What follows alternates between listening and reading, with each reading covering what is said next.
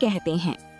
मनुष्य के जीवन में ऐसे अवसर भी आते हैं जब भगवान बहुत साधारण दिखाई देने वाली वस्तुओं में भी अपना दिव्य स्वरूप प्रकट करते हैं। कभी एक तुलसी दल में, कभी गंगा जल की एक बूंद में और कभी एक साधारण से वृक्ष में भी भगवान का निवास माना जाता है।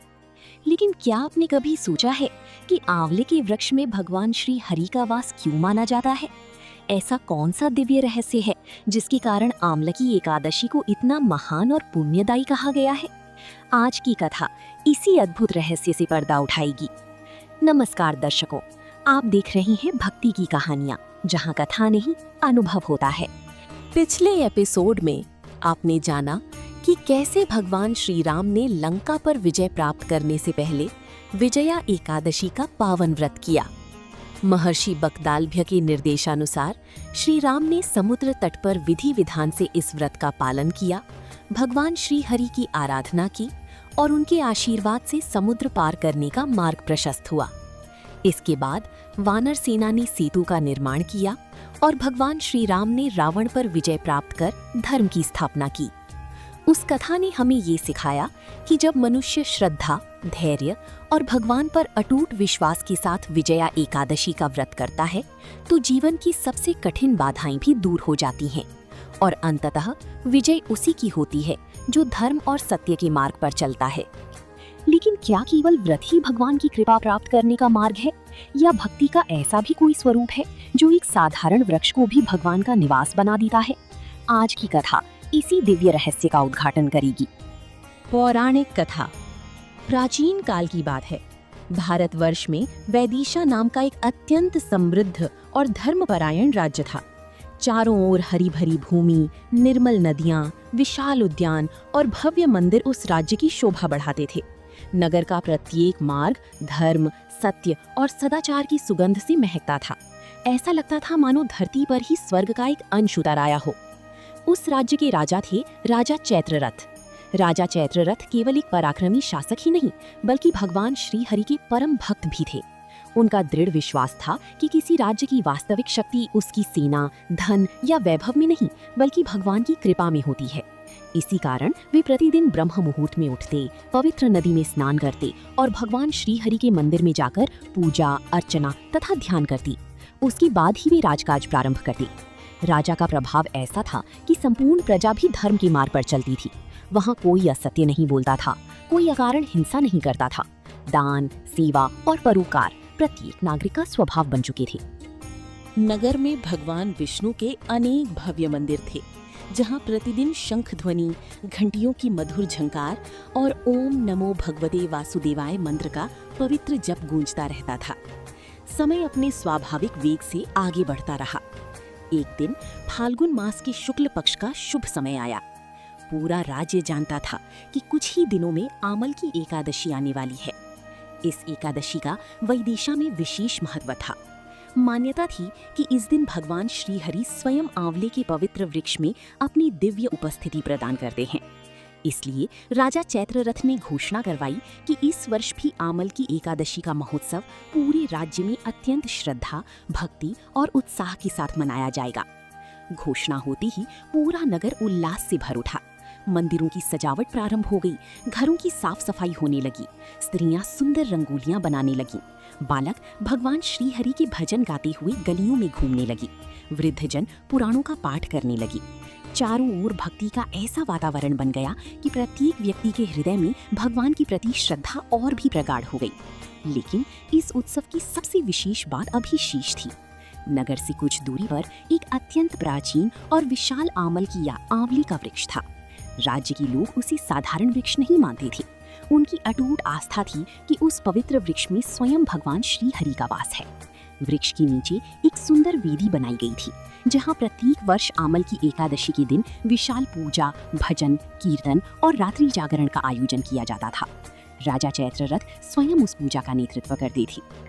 लेकिन उसी समय राज्य की सीमाओं से बहुत दूर एक घने वन के भीतर एक ऐसा व्यक्ति भी रहता था जिसका जीवन इस पवित्र उत्सव से बिल्कुल अनजान था। वो न भगवान को जानता था, न व्रत का महत्व समझता था और न ही भक्ति में उसका कोई विश्वास था।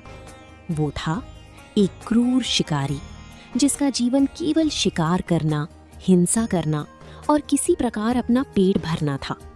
उसे तनिक भी आभास नहीं था कि भगवान श्री हरि उसी के माध्यम से संसार को भक्ति का ऐसा अद्भुत संदेश देने वाले हैं, जिसका स्मरण युगों युगों तक श्रद्धा के साथ किया जाएगा। उधर फाल्गुन शुक्ल एकादशी का पावन प्रभात हो चुका था। पूरा वैदिशा नगर भक्ति के रंग में रंग गया था। मंदिरों की घंटियां एक साथ गूंज उठीं, शंख ध्वनि चारों दिशाओं में फैल गई और भगवान श्री हरि के जय घोष से वातावरण दिव्य हो उठा। राजा चैत्ररथ प्रातः ब्रह्म मुहूर्त में उठी। उन्होंने पवित्र नदी में स्नान किया, पीतांबर धारण किया और मस्तक पर चंदन का तिलक लगाया। फिर भगवान श्री हरि का ध्यान करते हुए राजमहल से बाहर निकले। उनके साथ राज परिवार, मंत्री, ब्राह्मण, ऋषि और हजारों श्रद्धालु भी आमलकी वृक्ष की ओर प्रस्थान करने लगे। मार्ग भर भजन कीर्तन चलता रहा। कहीं ओम नमो भगवते वासुदेवाय का जप हो रहा था, तो कहीं जय श्री हरि का जय घोष सुनाई दे रहा था। ऐसा प्रतीत हो रहा था मानो संपूर्ण नगर स्वयं वैकुंठ की यात्रा पर निकल पड़ा हो। कुछ ही समय में सभी उस विशाल और प्राचीन आंवले के वृक्ष के समीप पहुंच गए। वृक्ष के चारों ओर सुंदर रंगोली बनाई गई थी। पीले और लाल पुष्पों से उसका अलंकरण किया गया था। धूप, दीप, तुलसी दल, नैवेद्य और कलश विधि पूर्वक सजाए गए थे। राजा चैत्ररथ ने दोनों हाथ जोड़कर श्रद्धा पूर्वक प्रार्थना की। हे भगवान श्री हरि, आपकी कृपा हमारे राज्य पर सदैव बनी रहे। हमारी प्रजा धर्म, सत्य और करुणा के मार्ग से कभी विचलित न हो। इसके बाद विद्वान ब्राह्मणों ने वैदिक मंत्रों का उच्चारण प्रारंभ किया। भगवान श्री हरि की विधि पूर्वक पूजा हुई। फिर आमल की वृक्ष की परिक्रमा की गई। राजा से लेकर सामान्य नागरिक तक सभी ने उस वृक्ष के चरणों में जल, पुष्प और तुलसी अर्पित किए। उस दिन पूरे राज्य में किसी ने अन्न ग्रहण नहीं किया। सभी श्रद्धालुओं ने उपवास का संकल्प लिया और अपना समय भजन, कीर्तन, विष्णु सहस्त्रनाम तथा पुराणों की श्रवण में व्यतीत करने लगे। जैसे जैसे सूर्य पश्चिम की ओर बढ़ता गया, वैसे वैसे भक्ति का उत्साह और भी बढ़ता गया। संध्या होते ही हजारों दीपक प्रज्वलित कर दिए गए। उनकी स्वर्णिम आभा पूरे वातावरण को दिव्य बना रही थी। उसी समय नगर से बहुत दूर घने वन में एक शिकारी अपने शिकार की तलाश में भटक रहा था। सुबह से उसने वन का कोना कोना छान मारा था, लेकिन उसे एक भी पशु दिखाई नहीं दिया। भूख से उसका शरीर कमजोर पड़ने लगा था और प्यास से उसका गला सूख चुका था। उसने मन ही मन कहा, आज यदि मैं खाली हाथ घर लौटा तो मेरा परिवार भूखा रह जाएगा। मुझे किसी भी प्रकार शिकार करना ही होगा। यही सोचकर वो आगे बढ़ता गया। चलते चलते वो अनजाने में वैदिशा नगर की सीमा तक पहुंच गया। तभी उसके कानों में शंख ध्वनि सुनाई दी, फिर घंटियों की मधुर ध्वनि और उसके बाद भगवान श्री हरि के नाम का संकीर्तन। वो ठिठक गया। अपने जीवन में उसने ऐसी शांति पहले कभी अनुभव नहीं की थी। जिज्ञासा से प्रेरित होकर वो उसी दिशा में चल पड़ा। कुछ ही देर बाद वो उस विशाल आमलकी वृक्ष के पास पहुंचा। उसने देखा हजारों स्त्री पुरुष श्रद्धा से भगवान विष्णु की पूजा कर रहे थे। चारों ओर दीपों का प्रकाश था। भजन कीर्तन की मधुर ध्वनि वातावरण को भक्तिमय बना रही थी। शिकारी चुपचाप भीड़ से थोड़ी दूरी पर बैठ गया। वो न तो पूजा की विधि जानता था, न मंत्रों का अर्थ समझता था। फिर भी उसकी मन में एक अनजानी शांति उतरने लगी। उसने सोचा, मैंने ऐसा स्थान पहले कभी नहीं देखा। यहाँ आते ही मन का सारा भय और क्रोध जैसे समाप्त हो गया है। समय बीतता गया। भूख के कारण उसने पूरे दिन कुछ भी नहीं खाया था। रात हो चुकी थी और घना अंधकार छा गया था। अब वन में लौटना भी संभव नहीं था, इसलिए वो वहीं बैठा रहा। उधर पूरी रात भगवान श्री हरि का भजन, कीर्तन और नाम स्मरण चलता रहा। शिकारी कभी भजन सुनता, कभी आमलकी वृक्ष को निहारता और कभी भगवान विष्णु की प्रतिमा को एकटक देखता रहता। धीरे धीरे उसकी भीतर का कठोरपन पिघलने लगा। जिस हृदय में वर्षों से हिंसा और क्रूरता भरी थी, वहां पहली बार शांति और विनम्रता का अनुभव हो रहा था। उसे ये बिल्कुल भी ज्ञात नहीं था कि भूखा रहने के कारण उसका उपवास हो चुका है और पूरी रात जागते रहने के कारण उससे आमलकी एकादशी का जागरण भी संपन्न हो रहा है। भगवान श्री हरि मौन होकर अपनी उस अज्ञात भक्त को देख रही थी। कभी कभी ईश्वर मनुष्य के कर्मों में छिपी उस सच्ची भावना को भी स्वीकार कर लेते हैं जिसका स्वयं उस मनुष्य को भी ज्ञान नहीं होता। रात्रि धीरे धीरे समाप्त होने लगी। पूर्व दिशा में सूर्य की हल्की लालिमा दिखाई देने लगी, लेकिन जैसे ही सूर्य की पहली किरण उस पवित्र आमलकी वृक्ष पर पड़ी, वैसे ही वहां एक ऐसी अद्भुत घटना घटी जिसकी किसी ने कल्पना भी नहीं की थी। जैसे ही सूर्य की पहली किरण उस पवित्र आमलकी वृक्ष पर पड़ी, वैसे ही चारों ओर एक अलौकिक प्रकाश फैल गया। वातावरण में दिव्य सुगंध फैलने लगी, मंद मंद शीतल वायु बहने लगी और ऐसा प्रतीत हुआ मानो स्वयं देवता उस पावन स्थल पर उपस्थित हों। सभी श्रद्धालु विस्मय से चारों ओर देखने लगे। उसी क्षण वृक्ष के समीप खड़े एक वृद्ध ब्राह्मण ने मुस्कुराते हुए कहा, देखो, ये सामान्य वृक्ष नहीं है। भगवान श्री हरि की कृपा आज भी इस पवित्र आमलकी में विद्यमान है। जो श्रद्धा से इसकी पूजा करता है, उसके जीवन की अनेकों दोष दूर हो जाते हैं। शिकारी ये सब सुन रहा था। उसके मन में अनेक प्रश्न उठने लगे। वो सोचने लगा, क्या सचमुच भगवान ऐसे लोगों पर भी कृपा करते हैं जिन्होंने जीवन भर केवल पाप ही किए हो? उसके भीतर पहली बार अपने जीवन के प्रति पश्चाताप जागा। उसे अपने द्वारा मारी गए असंख्य निर्दोष पशु याद आने लगे। उसकी आंखें नम हो गईं। उसने मन ही मन कहा, यदि सचमुच भगवान सबकी है, तो क्या मेरे लिए भी क्षमा का कोई मार्ग है? उधर पूजा पूर्ण होने के बाद राजा चैत्ररथ ने समस्त प्रजा को आशीर्वाद दिया। द्वादशी के दिन विधि पूर्वक पारण किया गया और सभी अपने अपने घर लौट गए। शिकारी भी धीरे धीरे वन की ओर वापस चला गया, लेकिन उसके भीतर कुछ बदल चुका था। अब पहले जैसी क्रूरता नहीं रही। जब भी वो किसी पशु पर बाण चलाने का प्रयास करता, उसके सामने उस पवित्र आमलकी वृक्ष का दृश्य आ जाता। धीरे धीरे उसका मन हिंसा से विरक्त होने लगा। कुछ समय बाद अपने पूर्व कर्मों के अनुसार उस शिकारी का शरीर छूट गया। लेकिन भगवान श्री हरि की कृपा से आमलकी एकादशी का जो अनजाना व्रत, उपवास और जागरण उससे हुआ था, उसका पुण्य व्यर्थ नहीं गया। अगले जन्म में उसे एक महान क्षत्रिय कुल में जन्म प्राप्त हुआ। उसका नाम रखा गया राजा वसुरथ। राजा वसुरथ बचपन से ही तेजस्वी, दयालु और धर्मप्रिय थे। जैसे जैसे वे बड़े हुए, उनका झुकाव भगवान विष्णु की भक्ति की ओर बढ़ता गया। उन्होंने अपने राज्य में धर्म, न्याय और करुणा का शासन स्थापित किया। प्रजा उन्हें अपने पिता के समान मानती थी। किसी पर अन्याय नहीं होता था। निर्बलों की रक्षा की जाती थी। ब्राह्मणों, ऋषियों और संतों का सम्मान किया जाता था। राजा वसुरथ का यश दूर दूर तक फैल गया। एक दिन राजा शिकार के उद्देश्य से विशाल वन में गए। घना जंगल, ऊंचे ऊंचे वृक्ष और चारों ओर गहरा सन्नाटा। शिकार का पीछा करते करते वे अपने सैनिकों से बहुत दूर निकल आए। सूर्य अस्त होने लगा। मार्ग का कोई संकेत दिखाई नहीं दे रहा था। पूरी रात उन्हें उसी वन में रुकना पड़ा। थकान के कारण वे एक विशाल वृक्ष के नीचे बैठ गए। कुछ ही देर में उन्हें नींद आ गई। लेकिन वो वन साधारण नहीं था। उसी वन में कुछ भयानक डाकू और दुष्ट लोग भी रहते थे। उन्होंने सोते हुए राजा को देखा। उनमें से एक बोला, ये अवश्य कोई धनी राजा है। इसके आभूषण और वस्त्र देखो। यदि इसे यहीं समाप्त कर दें तो हमें अपार धन मिल जाएगा। सभी दुष्ट हथियार लेकर धीरे धीरे राजा की ओर बढ़ने लगे। वे जैसे ही राजा पर प्रहार करने वाले थे, उसी क्षण एक अद्भुत चमत्कार हुआ।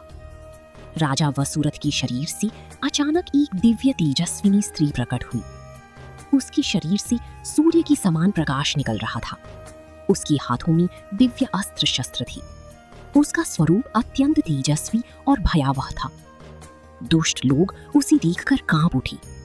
वे कुछ समझ पाते उससे पहले ही उस दिव्य देवी ने क्षण भर में सभी दुष्टों का संहार कर दिया।